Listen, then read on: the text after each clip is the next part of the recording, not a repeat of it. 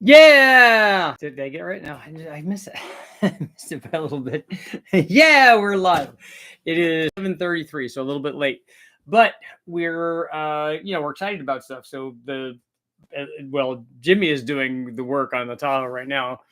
And unfortunately for Jimmy, the turbo Tahoe now, as you can see, if you take a look at the thumbnail, the engine is out of it.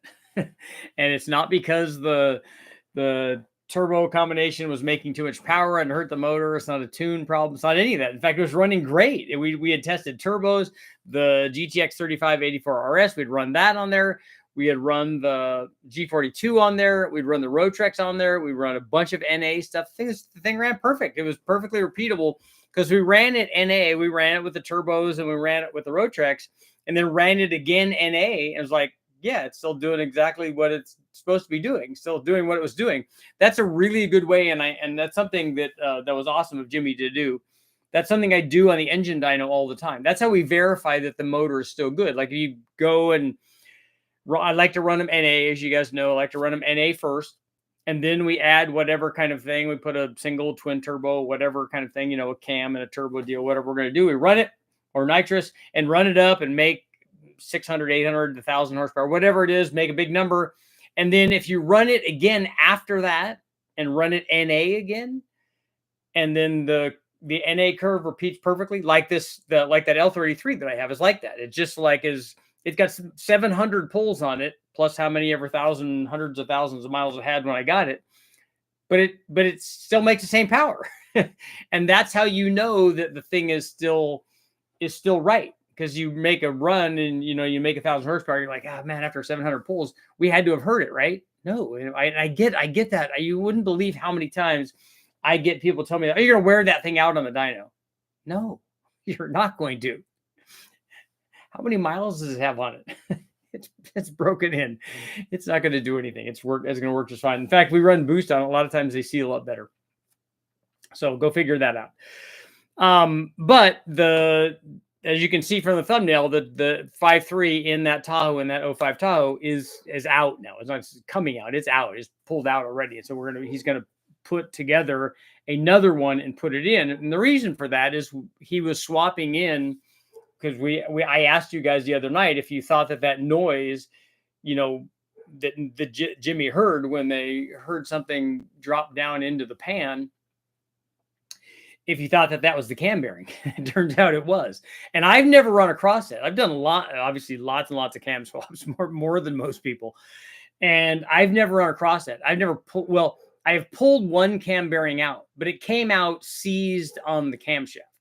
Or I don't even think it came out. I don't think it would let me take the cam out because the bearing seized and it was just stuck in there. Now I could have, when we took it off, I could have, hammered it out or whatever. We could have done that. I think eventually that's what we did, but I think we had to hammer it out. But I've never seen, and this thing, like I said, this thing is running and repeating perfectly. And it had oil pressure. It had good oil pressure. The only thing that I could think is this bearing was probably spinning around while this thing was running. I don't know that if it was matching cam speed because it's not that torn up. Like if it starts doing that, we'd need to look in and see what's going on with the bore. But usually it'll just grab the bearing. And once it does that, then obviously bad things happen. But it came out and went to put the Truck Plus camshaft in, which by the way is on sale right now, $100 off. So go get a Truck Plus cam. But we wanted to do more testing with that and with the turbos and all that stuff. And he was putting it in and he heard a noise. and he said Joel was all the way across the garage over on the other side of the dyno, and Jimmy's like, do you hear that? He goes, yep, I heard that. I don't think that's good. No, that's not good.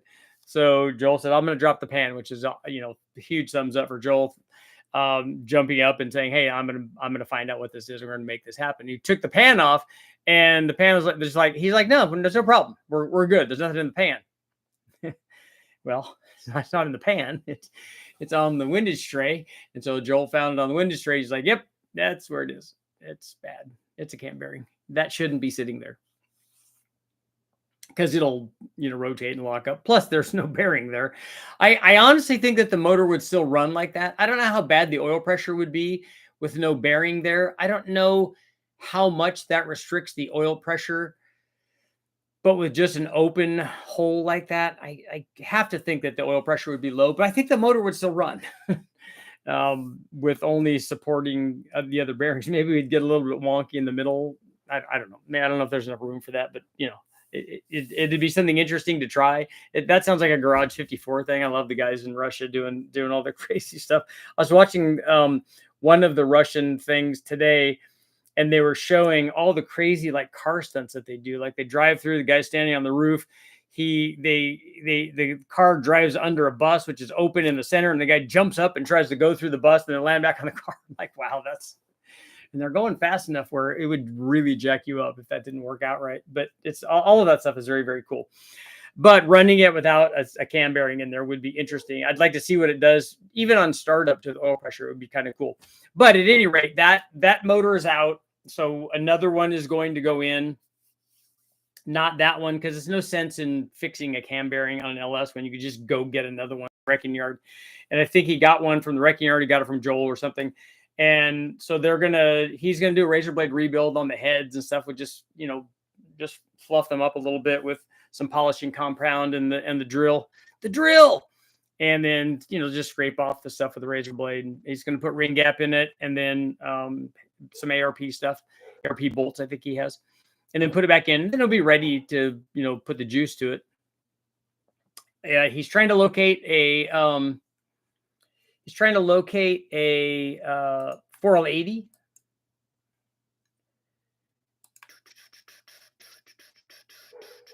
And if he could do that, then that could go in. But right now he thinks he wants a 4L60. And so Joel is promising him that the 4L60 will take the abuse of the turbo stuff at these elevated power levels. So, we'll see. My fingers crossed like that. I told Jimmy, I said, look, if it will, I said, I want you to go out and do two things. One, I want you to go out on the road under boost, even not a lot of boost, but some boost, and let's shift through all the gears and see if it makes it through all the gears. I said, then I want you to be in third gear and I want you to hammer it and have it downshift a second. I don't think that thing with that kind of mileage, I don't know that it's going to survive that. The 4L60. An 80 is going in it anyway, eventually. But right now he just we want to get the testing done and get the camshaft done. And so, this is all part of it. This is, and luckily we have parts that we can put in there. We have a cam, we got lifters, we got the stuff that we need to put it back together. And obviously Jimmy's very capable. I wish that I was there. I wish I was out there running, helping him getting that stuff done, putting the motor together. That's kind of my jams, but we got to do what we got to do.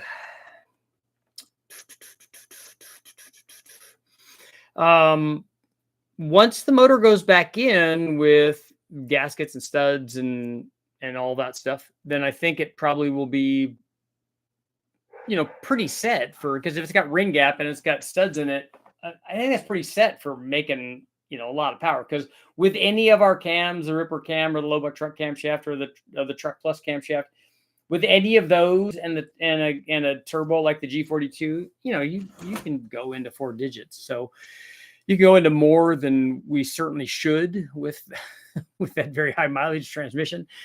But we certainly can. So I don't think the motor would ever get hurt doing that as long as the tune is correct and we got a good air to water intercooler on it. He's going to run on E85. Probably could get to the maximum of 1,000cc injectors probably.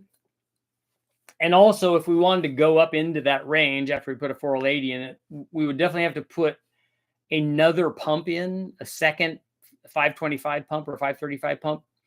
Or maybe we were talking about just putting a boosted pump on there and turning it up to, I don't know, that boost pump he has, I think it's 17 volts.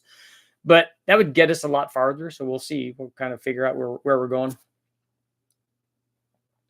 But, it's always an ongoing adventure. Tonight, I was out working on the tree fort and got the Zipline up. So I took some trips on the Zipline. It's fairly short and it has a brake on it. So it seems like that I'll be working. But I already want to reinforce it because I don't like the way that they have this thing attached. I think it needs to be secured more. Now, I always did I used to do slack lines a lot when I was doing the American Ninja Warrior stuff. And I had the things to wrap around the trees so that it didn't hurt the trees. And then I just used a big, like a tow cable. It's a Harbor Freight thing. It's a big ratcheting strap, and that worked good. And so we could walk on that. We could get it tightened up enough. We could get it tight enough where it could kind of trees over, and that would tighten up enough. And that's kind of what they have. They have a ratcheting deal, kind of like the ratchet straps that we use when if you've ever been to a chassis dyno and you tighten a motor down on the chassis dyno, or I guess guys use them to hold. I always use the smaller ones for bikes and things like that. But the bigger ones you could use to tighten engines down and hold them for, for transporting them in trucks and stuff. But we use them a lot to wrap around the axles and stuff to secure them for chassis dyno. But there's one of those there to help, because you guys have to have a way to tension the line so that it's tight, and so that when you slide on it stays nice and straight. I just don't like that enough.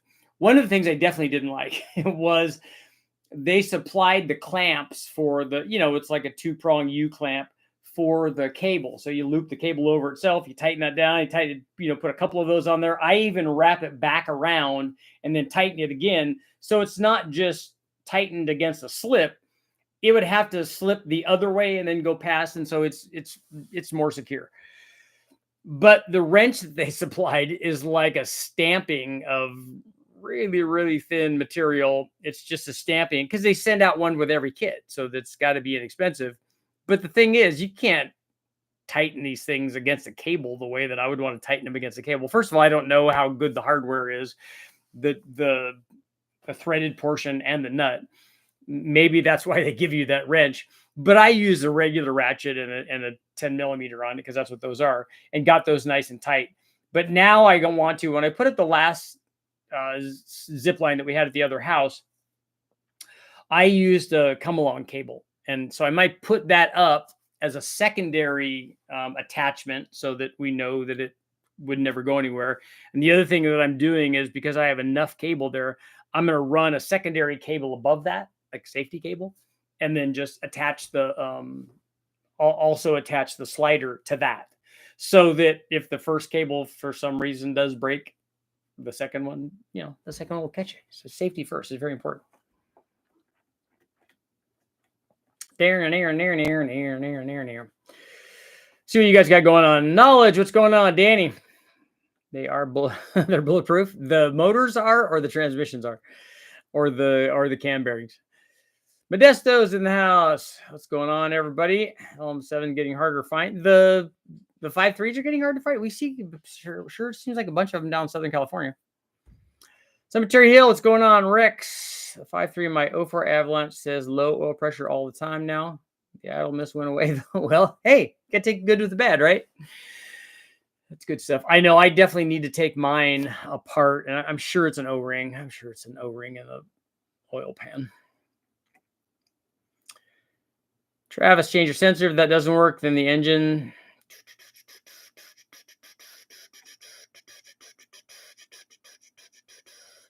What oil pressure do you see out of these units? And I assume you're running 530. I run 530, yeah, but the oil pressure curve rises with engine speed. So it's obviously a lot more at 6,500 than it is at 2,000 or 3,000. And then it also fluctuates based on oil temperature. So if we make a lot of runs, the shape of the curve is still the same. It just gets lowered all the way. Is the pump O-ring good? Pick up tube O-ring and clean the oil pump bypass bore.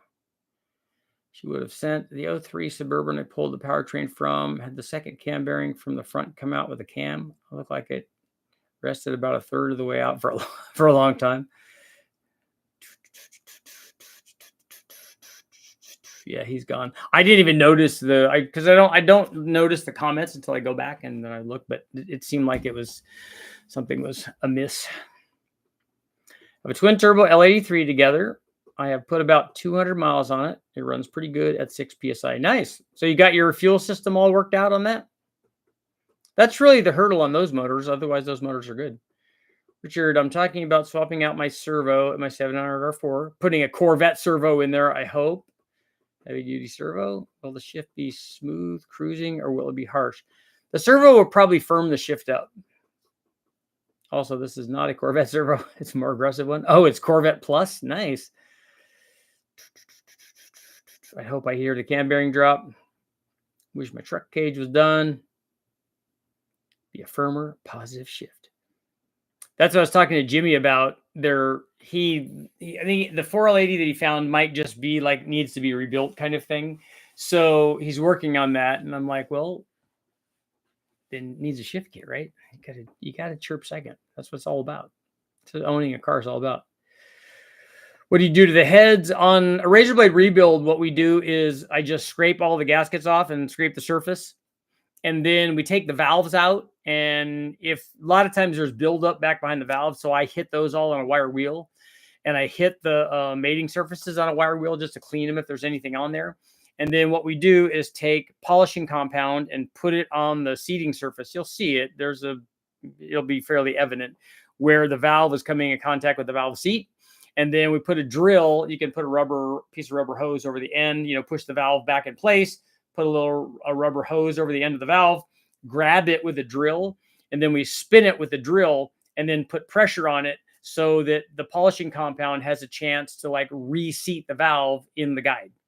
Not in the guide, on the seat. Put oil on the valve so you don't hurt the guide. It has a lot of miles on it anyways. And then we do that and then clean it all off and then put it back together. Put oil on it and put it all, clean it and put oil on it and put it back together. Just so that we reseat the valve. It's more important, I think, on the exhaust valves because those tend to get pitted more. So you can clean them up a little bit. I mean, it's not like a valve job, but it's, part way there. Anybody know who would be more reasonable on a King Cab Silverado cage kit?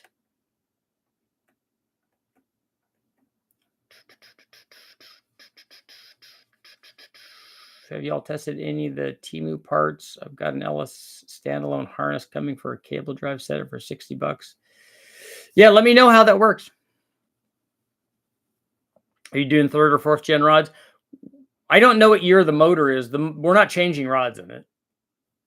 It has what it has. The motor in his is a 2005, but I don't know what year the new motor is. Can you suggest a transmission for a 500 horsepower Buick 3800 build rear wheel drive? Probably the 5-speed that's in the Camaro, I think. I've used eBay harnesses for LS computer swaps. They work. You just have to pin the whole harness out to know for sure what goes where.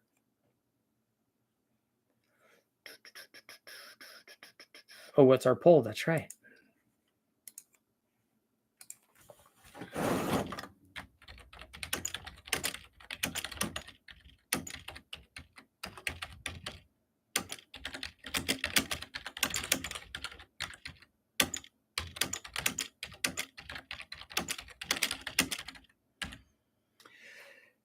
Okay, would you like to see Dulcich test a set of ported X or J Mopar heads on the 340? I don't think he will, but I just, it's a good question. I know all of the Mopar guys want to see that.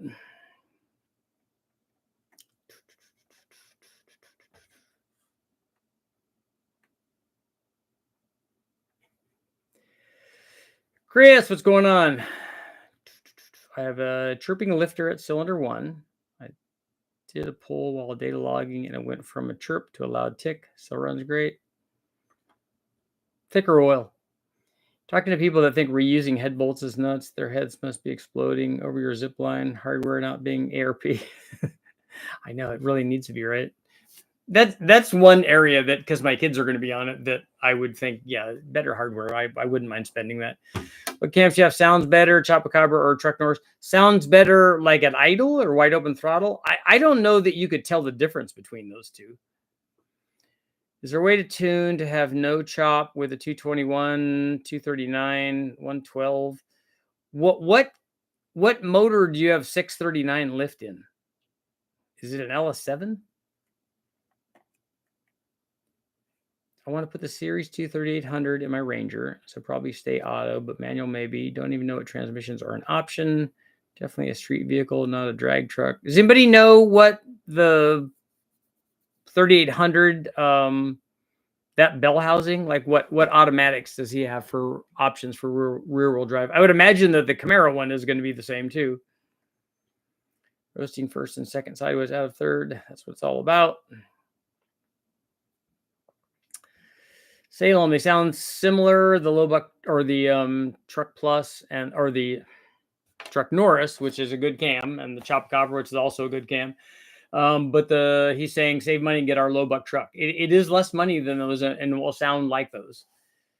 You should use electrical bus bar to do all the primary power connections. Lowbuck truck. That's at richardholderperformance.com. I'm new to LS Motors. Trick will be finding a transmission for a GM V6 that can handle 500 horsepower, maybe a built 4L60. At 6 psi, I have enough fuel running premium. We'd have to upgrade to a bigger in-tank pump and LT4 high-side pump injectors to run E85. The first thing you run out of is the in-the-tank pump is just a high-pressure fuel pump, right? There's nothing special about that. You should be able to easily upgrade that.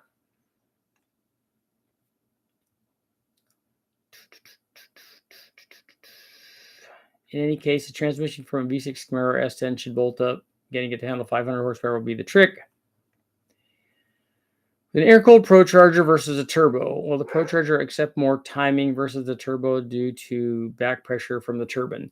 That's not why it will accept more timing. It will accept more timing through much of the curve because it's not going to be making nearly as much boost. So if you look at let's say that you had one of our turbos and you had boost by 3,000 RPM. And you had, let's say you had it set at 10 pounds. And let's say that they both make 10 pounds at 6,000 RPM. You can put whatever number in there you want. Let's just assume that they're the same out at the top. At 3,000 RPM, a centrifugal supercharger is only going to have 2 or 3 pounds. And so you could put a lot more timing in it with only 2 or 3 pounds. But out at the top, it's not going to have any more timing.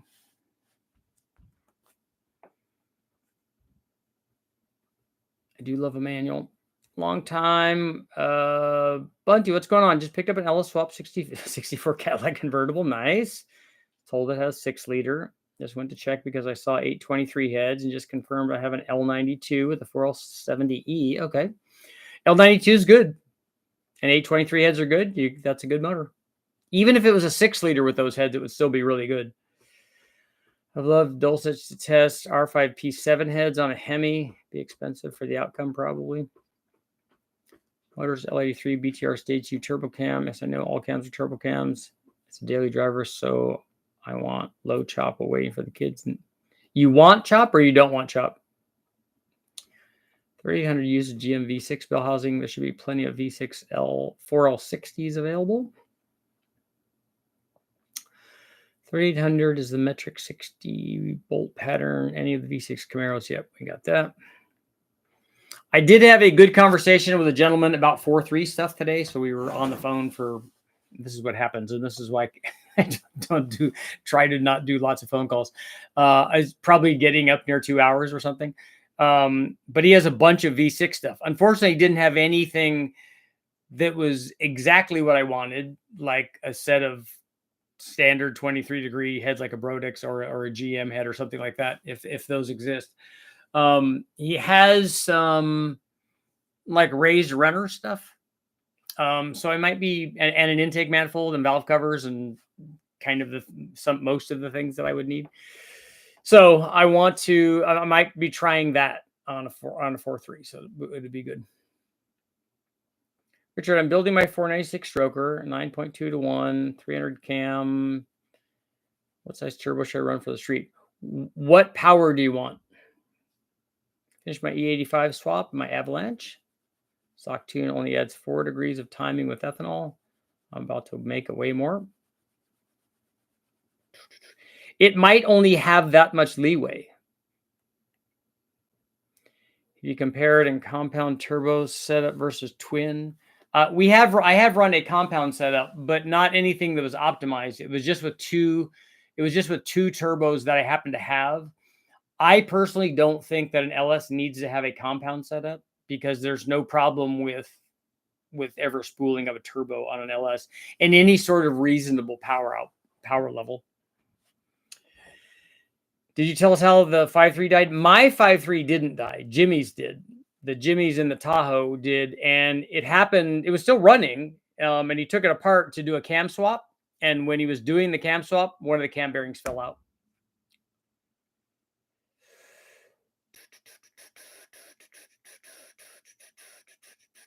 Can Steve supply that much vacuum? I don't know what that is. Also, what turbo brands do you like using? I use our turbos. We've got a 800 horsepower turbo, 1,000 horsepower turbo, and a 1,200. Really, the 1,200 is what I would pick for the 1,000 stuff. I'd pick the G42. Adding 3 to 4 degrees of timing for 85 seems to be typical. I have a studded ARP 2-bolt block, and I'm hoping to touch 4 digits at the flywheel.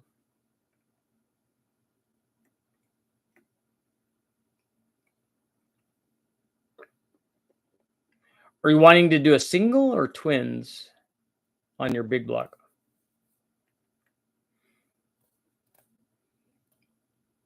If you're doing twins, put 2 of our 3584s on it. I know guys rise and lower timing 20 degrees to get it to chop, but can you get it not to chop with that cam? I don't know that. I mean, you can get it as smooth as you can, but I don't know how you're going to overcome what the cam's doing.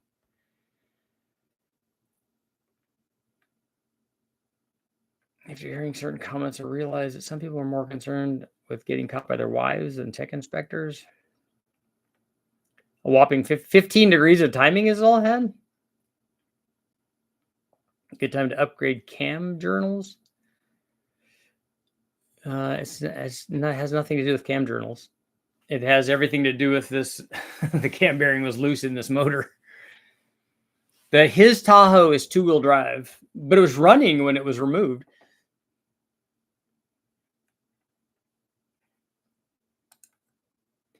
Would you like to see Dulcich test a set of ported X or J Mopar heads on a 340? Most people are saying yes, of course they are.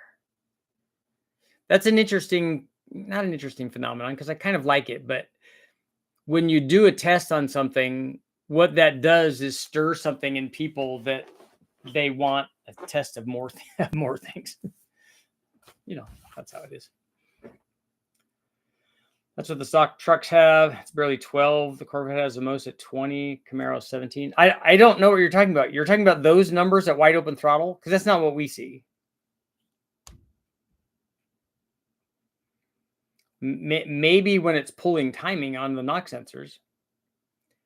Been away for a while, but are there any videos of the Tahoe? Yeah, there are. There's a couple of, or a few of them. There's the Rotrex one. There's several turbo ones.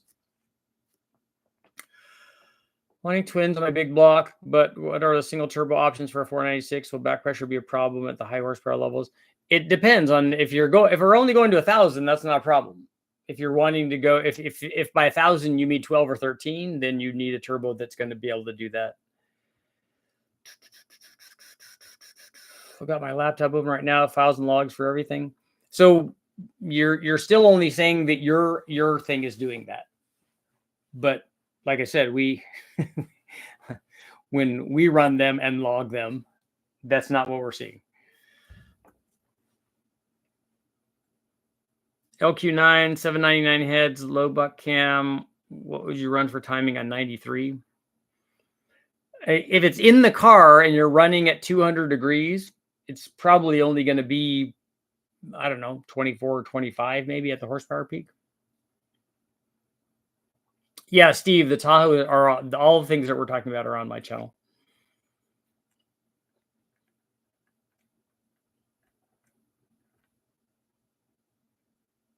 If you can get the motor cold, then you can run full timing.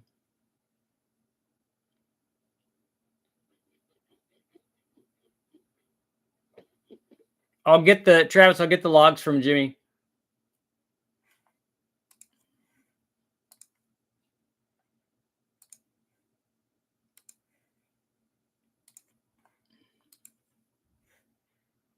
Which cam bearing falls out? Does that mean that the block has literally toast and can just replace them? The center cam bearing is the one that came out, and you can fix it because I think that now people have oversized bearings, but you have to line bore or line hone it.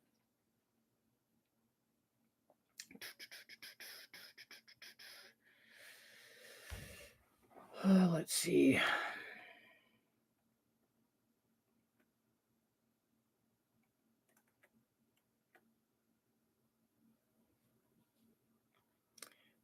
I have the knock retard table as well. I've never actually had a motor pull timing during a log. You've never run into knock retard? Had several 5.3 center cam bearing failures. Really? I've only, like I said, the whole time that I've been doing this, I've only ever had one. That's where I had to do the block swap when I was doing the I think that was the LS6 cam when we were running all the stock cams. At that rate for a tired engine, a full overhaul is a good idea. That's what you're going to do. You're overhauling your motor. I wouldn't run the Jimmy's motor. I wouldn't even take it to a machine shop and put it back together. Just would take all the things off of it to use as spare stuff, but then just throw it away. That's the horsepower limit on 93 on a turbo Li3 cylinder. You have fuel pumps for everything. I don't know how to answer that.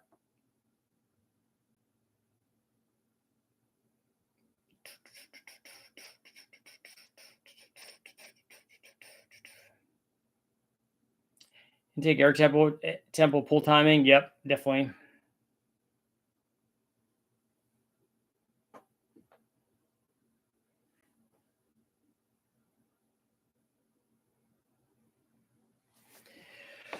There, 15 degrees seems pretty low. I might be dumb though. There's always that chance. Can you tune out the chop on a low buck cam? I don't think so. I don't think all of it. I don't think the chop is a tune thing. I have a 77 Dodge D10 with a 318. Plan on changing the heads with 20218. You're gonna put a 188 exhaust valve on there? A camshaft with 477, 480, 268, 280 duration. What would be your opinion on this? I don't understand why you're putting such a big exhaust valve in there, although the Dodge stuff does, for some reason, have big exhaust valves. I think that's fine. That's a 268 cam in there is kind of like what Dulcich had. I don't think he had that much split in it, though.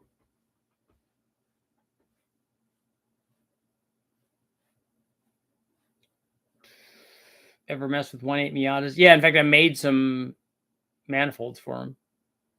Got a buddy improving the fuel system for a turbo.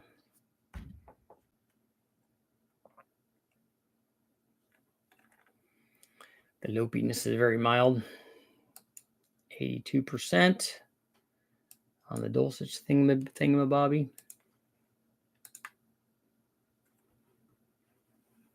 Thingamahoozes. About to start tuning my factory supercharger LSA. It has a VCM 16 cam stock boost. I don't know what VCM 16 is. Guessing timing to get started at 14 degrees up to 18. What do you think? For where are you talking about timing? Like what RPM is it and what boost level is it? And so I need to know. I need to picture where that is on the map. And is it a factory ECU or what are you doing?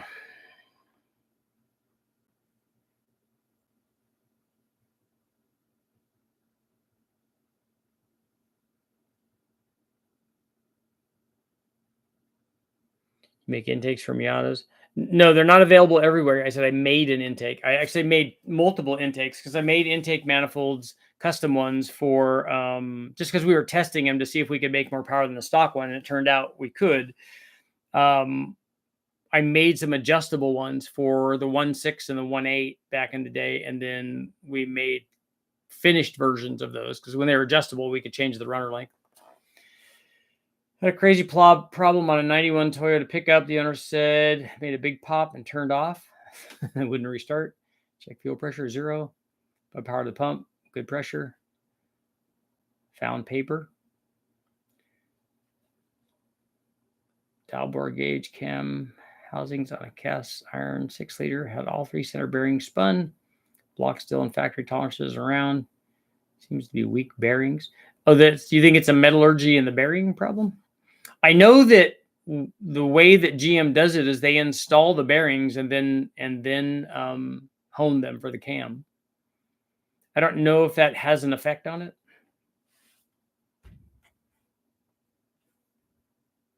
So is it best to change cams at a certain temperature to help bearings from falling out on a worn engine? Science experiment. So we got to still do it hot, or we got to do it cold, or we got to do it with one of those. In the airbox, and the door was stuck, not allowing the pump to turn on. Okay. Oh, found paper in the airbox. Okay. Richard, should I replace hydraulic flat tappets with hydraulic roller tappets for my 318? So I'm assuming then that it's not a Magnum, right? It's an LA motor.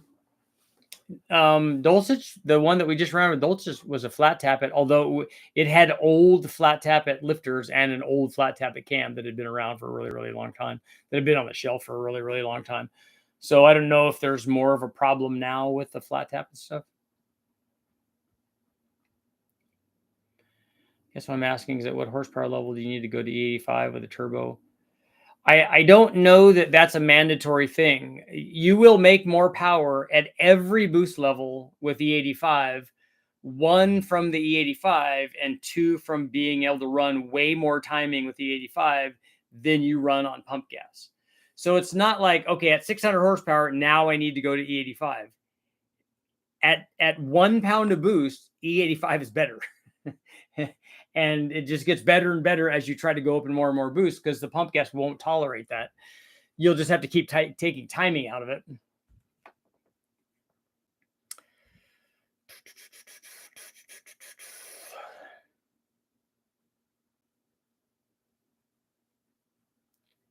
This is probably going to be a little lower with the cam. 3,500, 14 degrees, up to 18 at 65. Haltech stock boost is about 10 PSI with a stock cam. And this is on 91.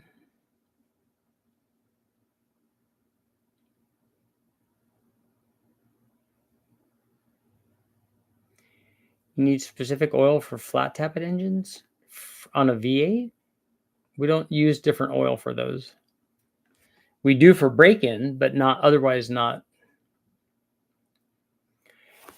Do you ever see variable length on the fly intake manifolds for cars? Yeah, the bikes have them, and then the Formula One had them. The Le Mans 787, I think it was, Mazda had those.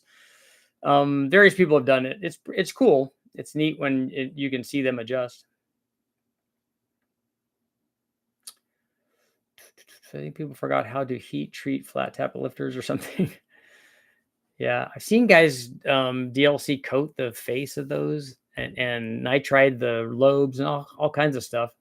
Seems like a lot for a reasonably inexpensive like flat tappet cam. They're making a really expensive cam after doing all that.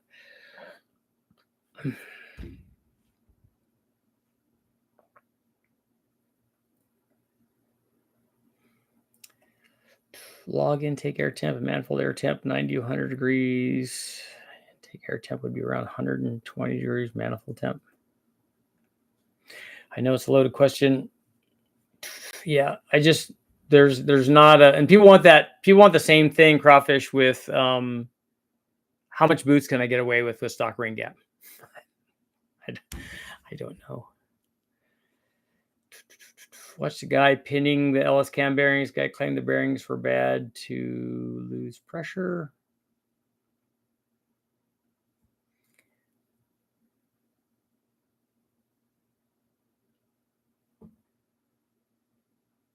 Joshua, an S480 or an 85 would go to 1,000 on that big block.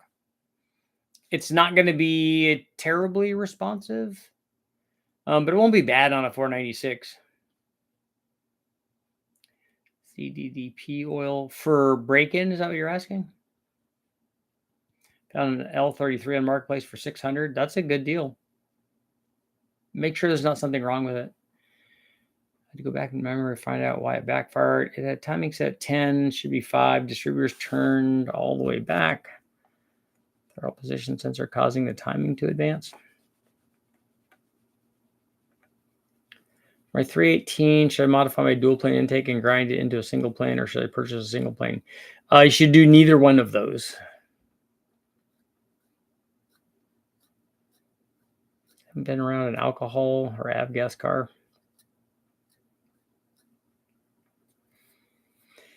ZDDP is an additive for break-in stuff. 98 in Australia is our 93, yeah.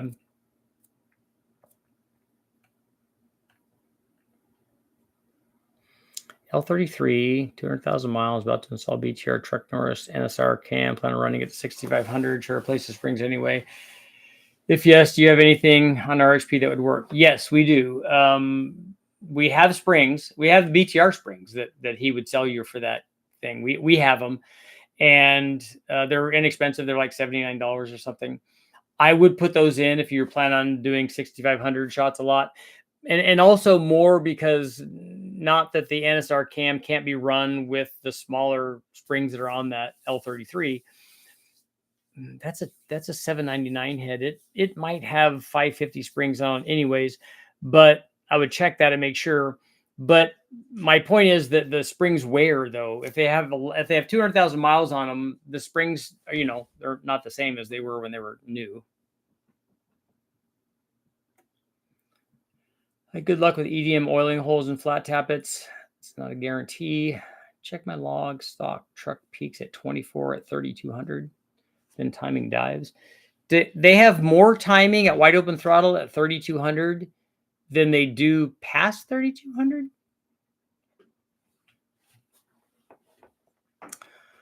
Goal is 1,000 to 1,100 wheel horsepower. I'm using an HPT 7675. Well, let's be responsive on the street without being maxed out. Should I have went with a larger turbo? It's not going to be responsive on the street, but it's going to allow you to make 4-digit power levels. LM7, sloppy stage 3, 862, LS6 intake. What size injectors do you run? And will the truck throttle body be fine with the LS6? Yeah, because that's what it's sized for. And we have 50-pound injectors for that you can get.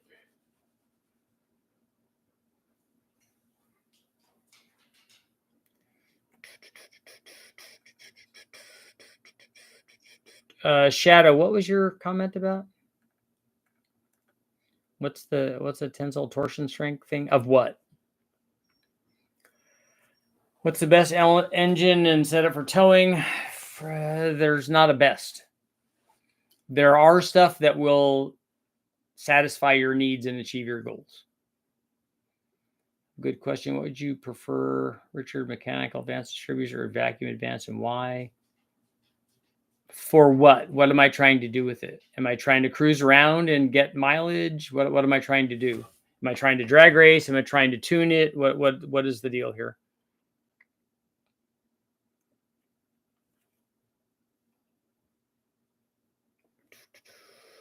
It relates to the stock springs to the BTR springs.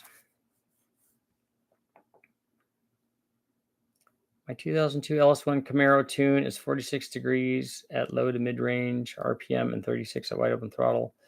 Those sound like cruise RPM. I mean cruise timing levels. And unless you're giving temperature. Trying to find a log where because it can't be timing. Trying to find a log where I pull the truck to 6,000. They always want to shift before that. Yeah, they do want an early shift, which is good for trucks. Iron Block LS 4860 flip coin. For towing, I would the bigger motor, I think, was the way that I would go. But a lot of guys don't want that.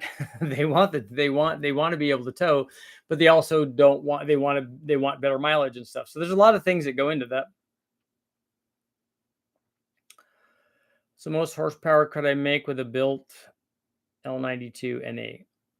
Well, why don't we do it another way? Why don't you tell me how much power you want to make and what you're going to be doing with it? Because the most horsepower I doubt that most people here could afford. So you don't want to build a motor that makes 2 or 2.5 horsepower per cubic inch, because that might be a 70 or 80 or $90,000 motor. So nobody wants that. so that's not the right question. 11.5 is at 6,000. Basically, timing falls gradually from 24 to 11.5 at 6,000.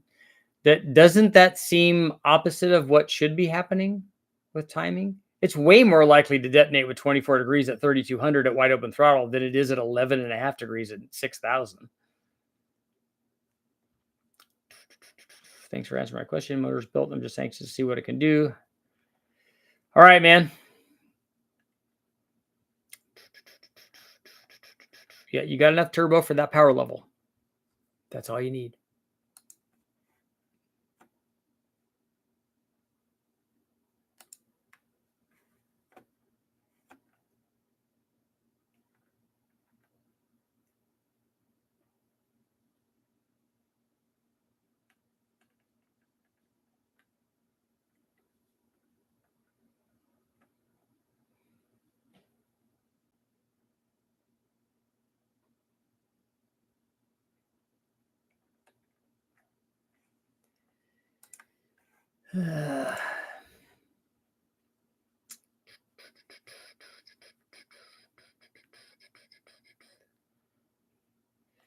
SGM, why they would do it that way? I want a $900 motor that performs like a $90,000 motor.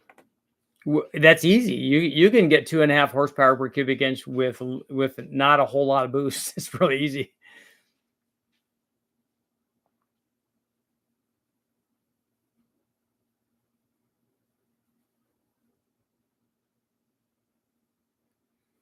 How long is a piece of string type question? What's the most horsepower you can get out of an LS3 like the NASCAR guys do with a 358? Well, and not even NASCAR. A drag race version of that kind of motor is going to make another 100 probably. But, you know, it's probably getting closer to 3 horsepower per cubic inch. But again, I don't know anybody that wants that or would spend the money on that unless you're in a very class specific thing. What turbo would you recommend for an L8T 2500 for towing, maximum 600 horsepower? I think for an L8T, since it's that big, I think I would still get a G42.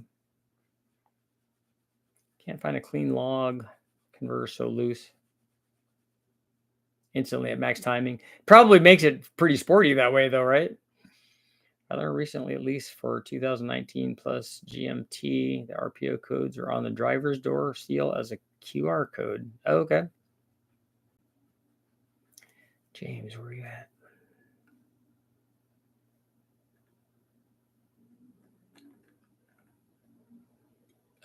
Yeah, if you're talking about, James, you're talking about naturally aspirated, you're not going to make 650 or 700 horsepower, and you're not as a daily driver.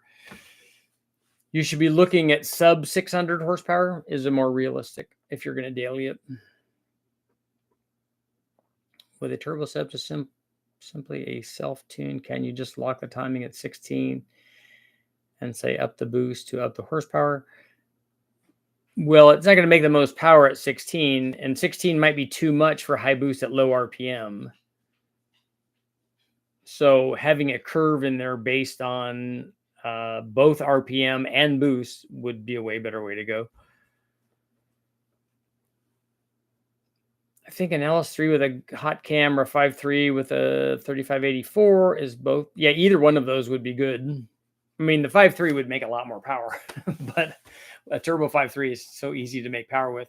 But, you know, an LS3, a cammed LS3 sounds good, and it's got plenty of power. I'll go as high as 3,000. Australia, right? Is that what that is?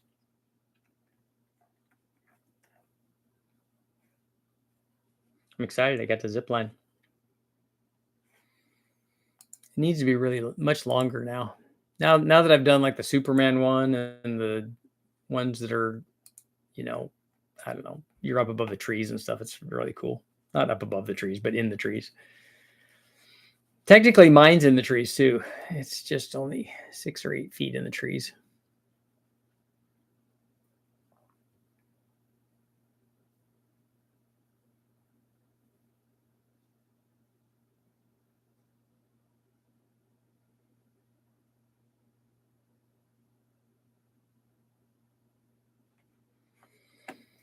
If you want a motor that makes 2.5 horsepower per cubic inch, buy a ZX14, get it tuned.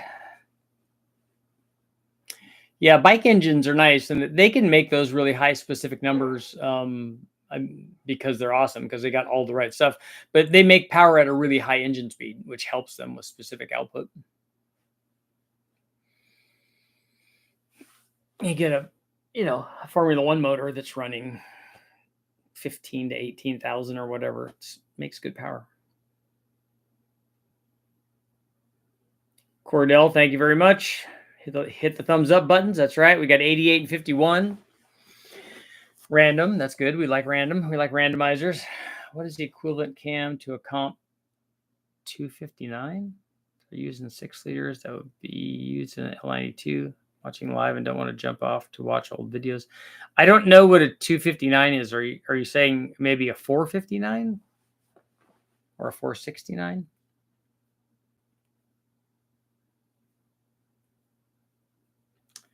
Turbo ZX14 is basically a modern F1 engine in terms of performance.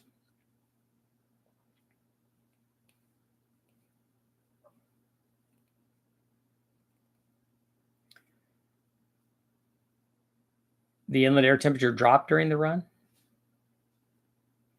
Pulled a log on an 01 Corvette. It didn't break 20 degrees. Richard, about 1 month ago, I got accepted to college. The university is called University of Northwestern. Plan on working for Monster Jam. Nice. 459. Okay, so you want to know what is the equivalent cam to a comp 459? But whose cam? Like, if you want a 459, why wouldn't you just get a 459? I don't think it's the best cam that you can get, but if that's what you want, BTR has cams. We don't have anything that's that size, but BTR does, and Summit does, and I mean, Texas Speed does. Everybody does.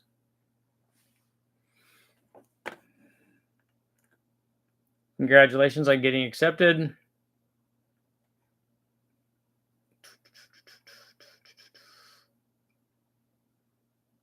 The Truck Plus is a lot smaller than that 459 cam. The 459 cam is a 231. How much could the 6.2 handle with boost? I don't like running those with a lot of boost, but we usually don't run them much over 1,000 horsepower. If we're going to do more than that, we would go to either an aluminum 5.3 block or an iron, any of the iron blocks, a 4.8, 5.3, 6.0. It's easy peasy.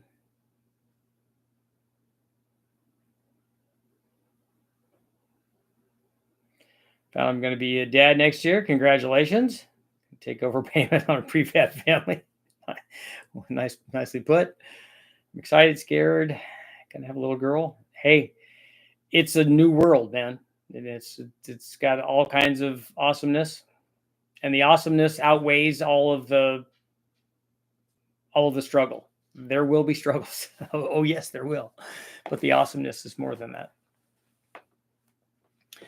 Is Truck Plus close to a Truck Norris? No, our low buck truck is close to a Truck Norris. The Truck Plus is actually bigger. It's a 219 cam. I shut up really late, but full throttle 3/4 shift will destroy a new 4L Slippy, much less a clapped out one. Yeah, what happened with Jimmy's truck is that the cam bearing went bad. Order a new full floor pan for the Cougar. Nice. 6.2 aluminum Siamese bore like the late 5.3, but a lot less linear, obvious. A lot less liner, okay. How does a Truck Plus compare to a Sloppy Stage 3? It's smaller than both a Sloppy Stage 3 and a Sloppy Stage 2. The Sloppy Stage 2 is a 228. This is 219.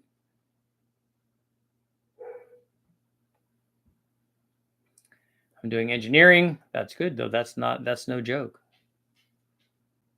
My LS is called the Iron Maiden. 6-liter rec heads, 870 carb, flat top, small voodoo cam. Nice.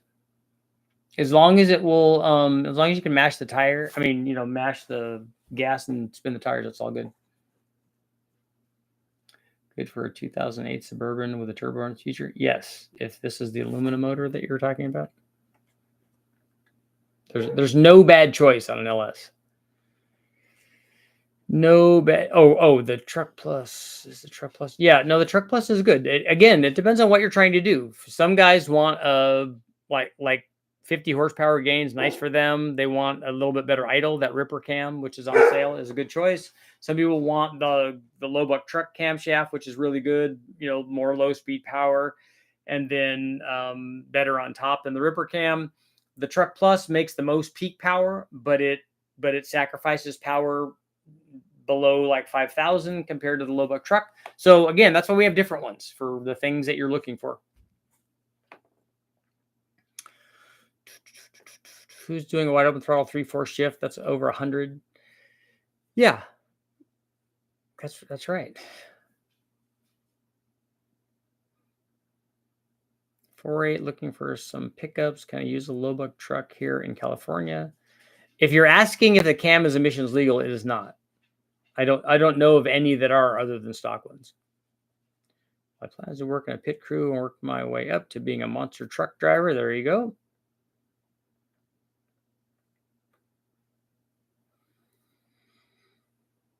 Yep, enjoy, Jordan. Do you have Project Autos or just engines? Yes, I have in the garage, I have a Bonneville car. I'm an original owner of a 5-liter Mustang.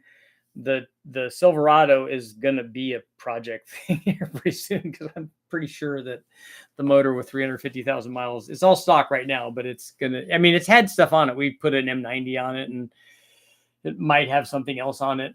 I have a 240Z that we have other stuff going in that. Building a turbo LQ9 for drag and drive. What would be a good rec port head and cam choice? What is the desired power level and RPM for that?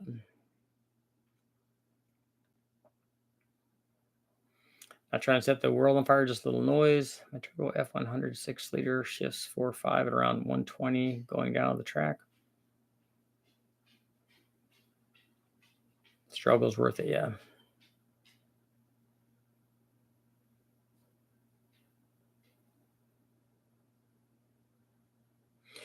Bunty, you're not going to get both of those. You don't get to get as much power as you can out of an L92 and then also not have chop. There's going to be a trade-off there.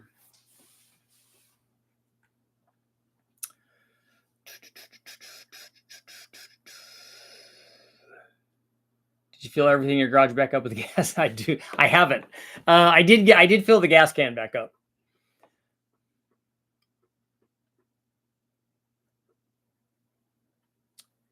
Just need to make sure you have no mill lights. 700, 900 is not crazy.